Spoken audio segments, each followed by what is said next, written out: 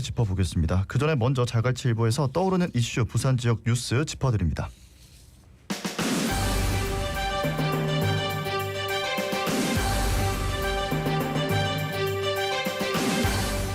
자갈치일보.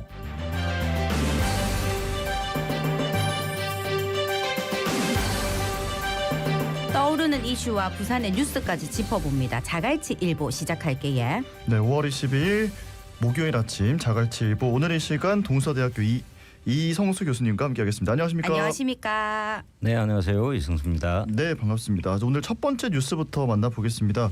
국민의힘 김용태 비상대책위원장이 어제 국민의힘은 김건희 여사의 과거 행위에 대한 국민의 우려를 헤아리지 못한 점에 대해서 국민 앞에 정중하게 사과드리겠다고 밝혔습니다. 네, 그렇습니다. 김용태 위원장은 국민의힘은 이 문제를 깊이 반성하며 근본적으로 변화하겠다라는 다짐을 드린다. 결재 해지의 자세로 책임지고 대통령 영부인 문제에 대안을 실천하겠다라고 하면서 영부인 검증 절차 마련, 영부인에 대한 공적 책임 부여, 대통령 친인척과 주변 인사 등에 대한 감시 감찰 등 세 가지를 약속했습니다. 예, 국민의 알 권리 차원에서 영부인에 대해서도 투명한 검증을 준비하겠다 하면서 사적인 영역이라 해서 감추지 않겠다 요라대야. 네, 그렇습니다. 영부인이 공적 역할과 책임을 가질 수 있도록 하겠다라고 하면서 대통령 배우자 활동에 투입되는 예산 편성과 집행 과정을 투명화해서 공적 권한을 남용하거나 불법 행위를 저지를 경우 다른 공직자와 동일하게 법적 책임을 지게 하겠다라고 밝혔습니다. 그리고 김 위원장은 아울러서 대통령 가족과 친인척, 가까운 주변 인사에 대한 감시 감찰 과정이 권력의 의지에 따라 좌우되지 않고 공백 없이 투명하게 이루어지도록 제도 개선을 추진하겠다라고 의지를 드러냈습니다. 네, 그리고 또 김 위원장은 앞서서 본인이 제안한 대통령 후보 배우자 TV 토론을 더불어민주당이 거부한 것과 관련해서 영부인 문제를 특정 정권의 문제로 치부하면서 검증을 회피하려고 하는 입장은 결코 진정성을 가지기 어렵다 이렇게 밝혔습니다. 네, 김용태 위원장은 민주당 이재명 후보의 배우자인 김혜경 여사 역시 과거 영부인에 대한 무한 검증의 필요성을 스스로 강조한 바 있다. 대통령 후보자 부인으로서 마땅히 국민 앞에 검증받아야 한다라고 강한 의조로 말했습니다. 검찰이 건진법사 전선백 씨가 통일교 측으로부터 김건희 여사한테 이 선물할 목적으로 샤넬 가방 최소 2차례를 수수한 정황도 포착을 했다고요? 네, 검찰은 가방들이 김건희 여사의 수행비서 유모 씨에게 전달됐으며 유 씨가 추가금을 내고 두 가방을 모두 교환한 사실도 확인했다라고 밝혔습니다. 예. 2022년 4월에는 시가 1,000만 원 이하 제품, 7월에는 1,000만 원이 넘는 제품을 구매해서 전승배에게 넘겼으며 이는 모두 김건희 여사의 수행비서 유 씨에게 전달된 것으로 밝혀졌습니다. 검찰은 비서 유 씨가 두 제품을 받은 직후 샤넬 측을 찾아서 웃돈을 얹어서 다른 가방으로 교환한 사실도 파악했습니다. 이와 관련해서는 김 여사 측은 김건희 여사는 건진법사 등으로부터 샤넬 가방 등을 받은 사실이 없다라는 입장을 내놓았습니다. 네, 검찰이 통일교 2인자로 불렸던 윤 씨가 전 씨에게 김건희 여사 선물 목적으로 6천만 원대 명품 다이아몬드 목걸이, 샤넬 가방 등을 건네면서 통일교의 캄보디아 사업 등과 관련한 각종 청탁을 한 것으로 보고 수사하고 있는데요. 현재까지는 목걸이와 가방의 실물을 찾지는 못했다고요. 네, 그렇습니다. 당초 샤넬 가방을 비롯한 김 여사 선물용 고가품들을 잃어버렸다고 진술해온 전승배 씨는 검찰이 파악한 내용을 토대로 추궁을 하자 가방을 비서 유 씨에게 전달했다가 다시 돌려받은 후에 잃어버렸다 이렇게 진술을 했습니다. 예, 참 샤넬이고 디올이고 지금 서민들은 먹고 살기 힘들어 죽겠습니다. 이런 뉴스 듣고 있으면 참 마음이 허탈하지. 우짜등동 제대로 수사를 해서 반복이 안 되고로 해야겠고요. 이런 뉴스는 좀 안 듣고로 해주이소. 네, 다음 뉴스로 넘어가 보겠습니다.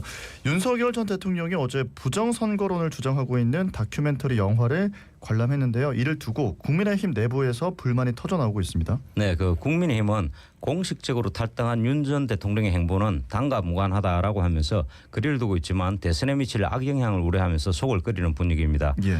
김용태 비상대책위원장은 이날 국회에서 기자들에게 윤 전 대통령은 탈당했다. 저희 당과 이제 관계가 없는 분이다 이렇게 이야기하면서 개인적 입장에서 봤을 때 윤 전 대통령은 계엄에 대한 반성, 자중을 할 때가 아닌가 이렇게 말했습니다.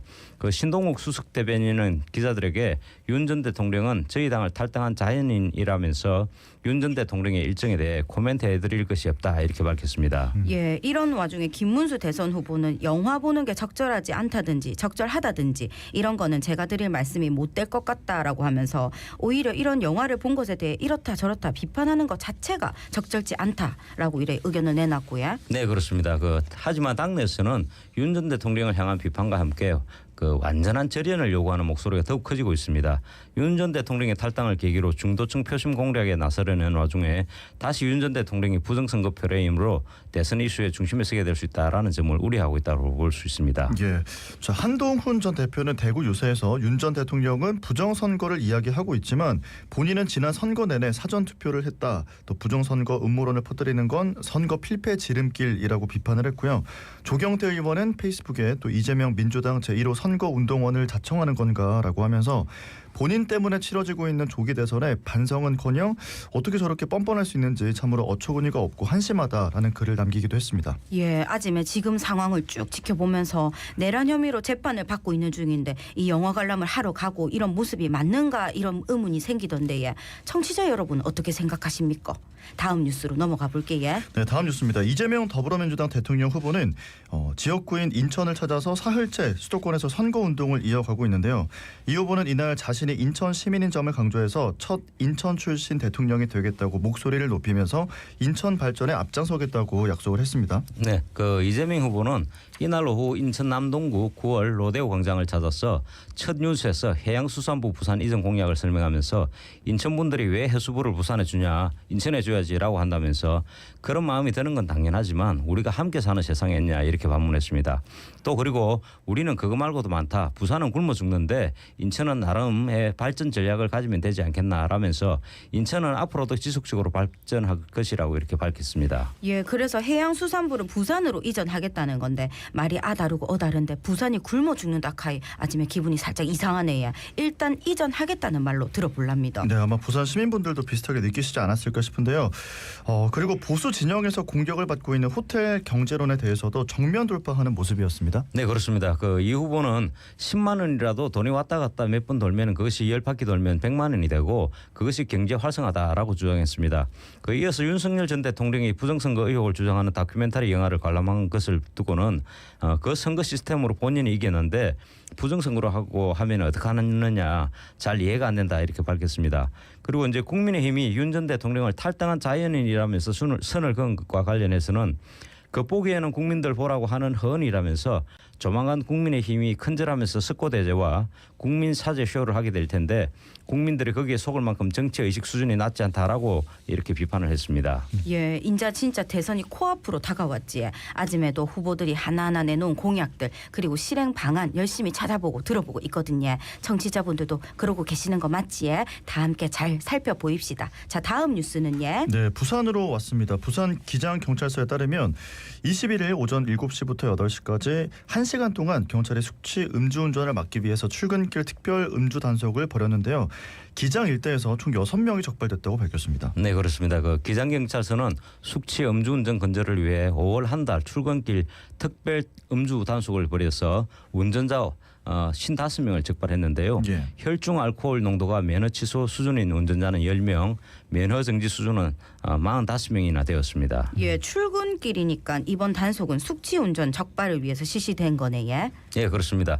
교통 사망 사고 예방과 음주운전 근절을 위해 시간과 장소를 가리지 않고 지속해서 단속하겠다라는 것이 방침입니다. 음주운전 정말 위험하죠. 청취자 여러분들도 늘 안전운전하셔야 됩니다. 맞습니다. 숙취운전은 개인의 감각만으로 판단하기에는 리스크가 크다대요. 출근길 음주 단속하면 운전자들이 고의로 음주운전한 거 아니다 이런 얘기를 많이 한다 하는데요. 수치, 시간 경과를 중점적으로 판단하니까 도로 안전을 위해서 책임 있는 자세로 안전운전하입시다. 네, 자 다음 뉴스입니다. 가끔 이런 뉴스 접할 때가 있는데요. 해피엔딩이기를 바라면서 기사를 보게 됩니다. 전해드리겠습니다. 지난 15일 오후 3시쯤입니다. 부산으로 여행을 온 70대 부부가 기장 지구대를 다급하게 찾아와서 현금 1,000만 원, 금 2돈이 들어있는 가방을 택시에 두고 내렸다고 신고했는데요. 이분들은 평소 여행을 다녀본 적이 없었기 때문에 큰 마음을 먹고 여행을 떠나면서 불안한 마음에 전 재산이나 다름없는 돈을 여행 가방에 넣고 들고 왔다고 합니다. 네, 그렇습니다. 게다가 노부부는 당황한 탓에 택시 번호와 하차 장소를 정확히 기억하지 못했는데요. 기장지구대 조승재 경위와 김가영 순경은 노부부를 순찰차에 태워서 택시에서 이들이 내린 것으로 추정되는 일대를 둘러보고 4시간여의 탐문 끝에 CCTV로 노부부가 택시에게 내리는 장면을 확인했습니다. 그 택시 회사를 확인한 경찰은 곧바로 기사와 연락해서 가방을 찾을 수 있었는데 경찰은 기장지구 내 팀원들이 팀워크를 발휘해서 현금을 찾을 수 있었다라고 전했습니다. 예, 아침에도 조마조마하면서 얘기를 들었는데 찾았다 하니까 진짜로 다행이다 싶습니다. 전 재산이나 다름없는 돈이었다 하니 얼마나 가슴 졸였겠습니까. 기장경찰서 조성재 경위님, 김가영 순경님 억수로 칭찬합니다. 아침에도 다시 한번 고맙습니다. 네, 저 기분 좋은 뉴스 전하면서 5월 22일 자갈치 일보 여기서 마치겠습니다. 동서대학교 이성수 교수님과 함께했습니다. 고맙습니다. 고맙습니다. 네, 감사합니다. 요즘 살기 억수로 팍팍하지.